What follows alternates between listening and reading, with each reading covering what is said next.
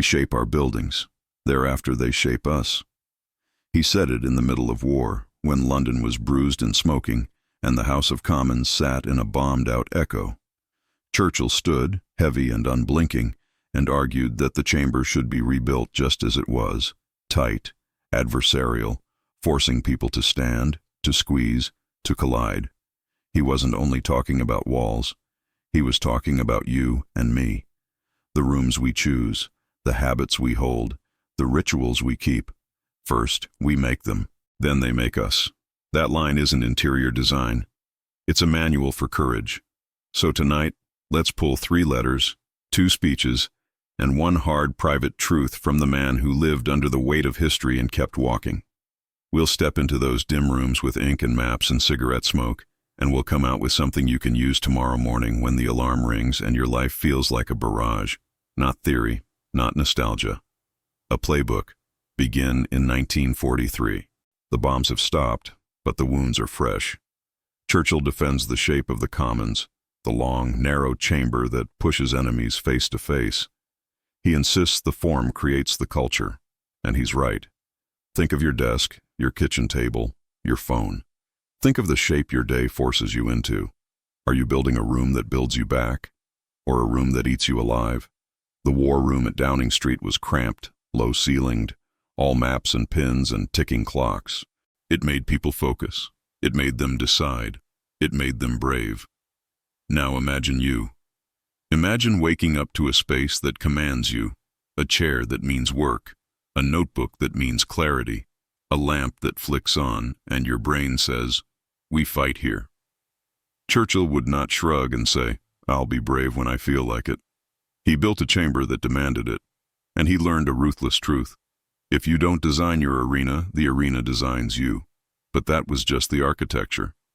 The harder lesson came in the quiet moment before speaking. We are masters of the unsaid words, but slaves of those we let slip out. This from the younger Churchill, reflecting on the calamities that had already shaped him. He knew the cost of a sentence delivered too sharply and a promise made too quickly. In war, a word could move markets. A word could send men to sea. In your life, a word can break trust, scorch a friendship, tilt a day into chaos. How many fights in your week are born from the words you didn't keep?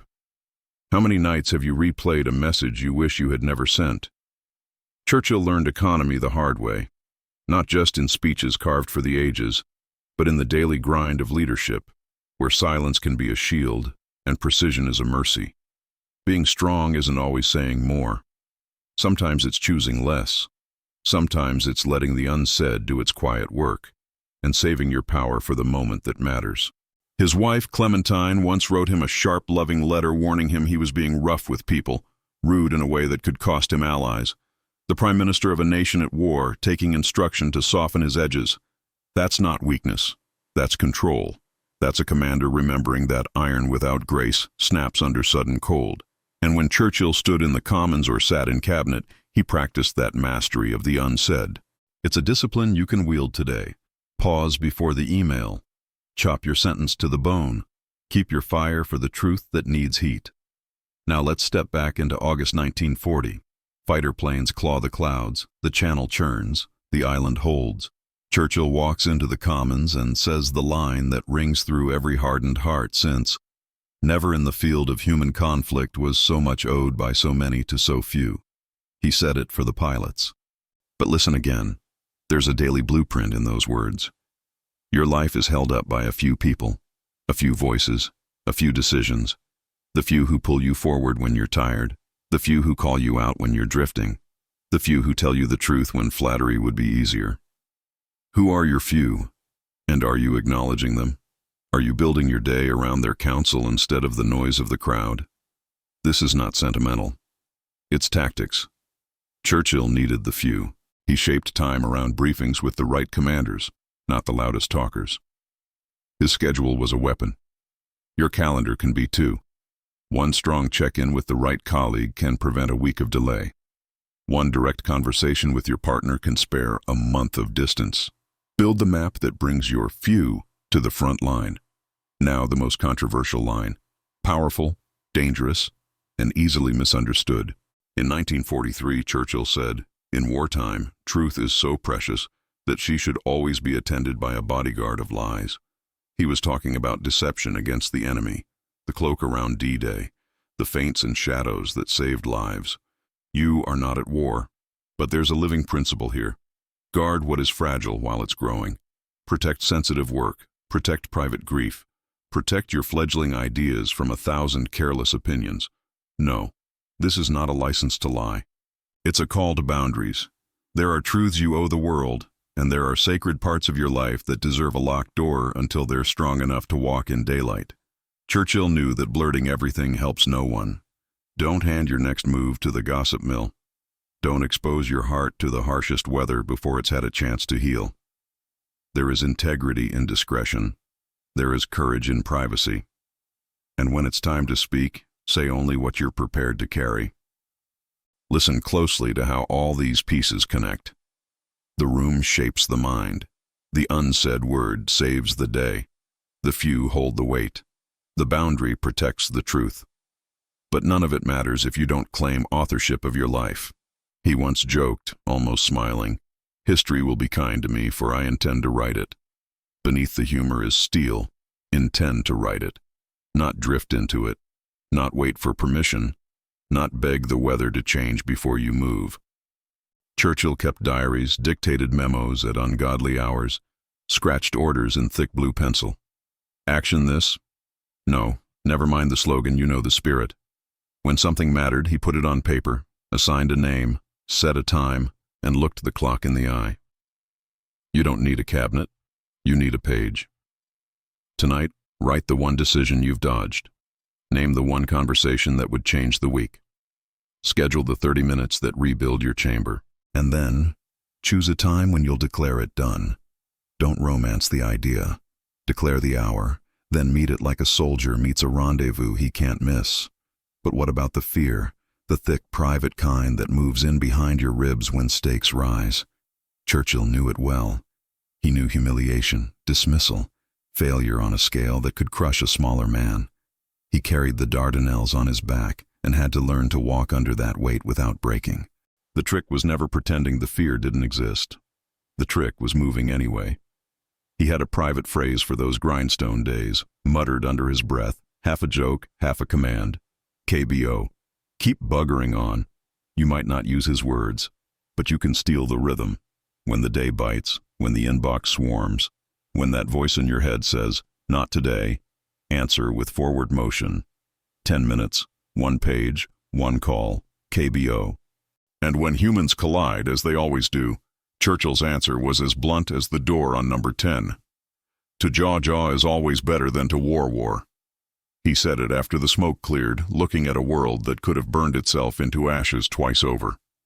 You don't solve everything with meetings, but you solve almost nothing with silent resentment. Stop rehearsing the argument alone. Sit down with the person who matters. Put the issue on the table. Strip it of drama and ask, what are we trying to win? What must not be lost? What can we concede without sacrificing the mission? In his war rooms, debate was fierce but tethered to outcomes. No personal feuds, no scorekeeping, no rhetorical flourishes for applause. Just maps, facts, and the next right step. Take that into your next conflict. Don't go to war, go to work. And remember the chamber. Make the room do the shaping. Choose a place that invites clarity. Stand if the conversation stalls. Use a timer if emotions run hot. Architect the encounter so it serves the decision, not the drama. He also believed in deliberate perspective. He would disappear into painting, into light and color in green English fields, right when the world demanded only gray. That wasn't escape. That was strategy. A leader who never leaves the trench loses the sky. You may not paint, but you can reclaim 20 minutes a day where your brain touches something that isn't crisis. Read pages that widen you. Walk without your phone. Let part of you climb above the barrage and look out over a longer horizon. That's not luxury. That's fuel. Now pause. Breathe. Let's pull the thread tight. You build your chamber, and it builds you. You master the unsaid, and your words gain weight. You honor the few, and your burden is shared. You guard the fragile, and your work survives the storm. You write your story, and history stops happening to you and starts happening through you. That's not mythology. That's a daily practice. What does it look like at 7 a.m.? The lamp clicks. The chair waits. The phone is face down, out of reach. A page is open with 3 lines drawn. One decision to make, one person to thank, one boundary to keep. You check the time. You give yourself 45 minutes. You enter the chamber you shaped. And then you start. Halfway through the morning, resistance arrives, right on cue. You don't quit. You remember the few. You send the text that says, "Call me if I don't report back in an hour." You set the timer for 10 minutes and attack the worst task first. You do not negotiate with dread. You make war on drift. And because you architected the day you're living, you begin to feel it, your room shaping you in return.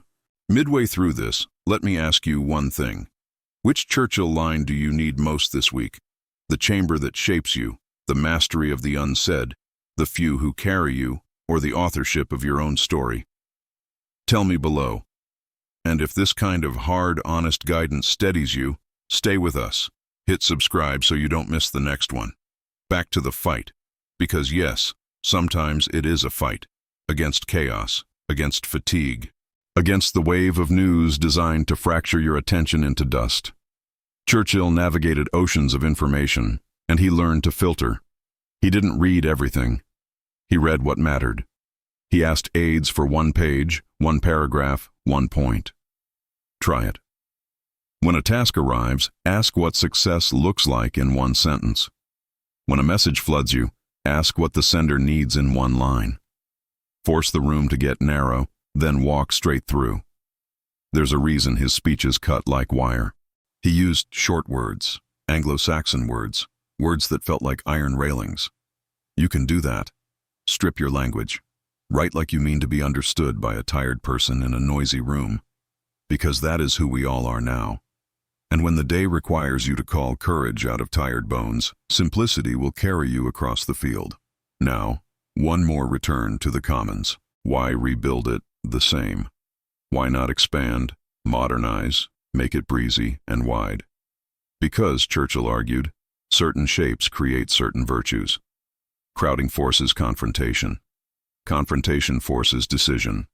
Decision forces action. In your life, widen where you need compassion. Narrow where you need courage. Make the gym a short, brutal corridor, not a labyrinth of maybes. Make the family table wide and unrushed. Make the meeting short and pointed. Make your hour of study hemmed in with a door that's shut. Rituals or rooms. Build them to fit the person you're becoming. Do you feel the tone shift? It's not romantic. It's not soft. It's heavy, like a coat you choose to wear because the weather can turn without warning. Churchill didn't wait for a perfect forecast. He stepped outside ready to be soaked and moved anyway. That's your life. Predictable storms, unpredictable lightning. The practice that saves you isn't avoiding rain. It's learning how to march through it without losing the map.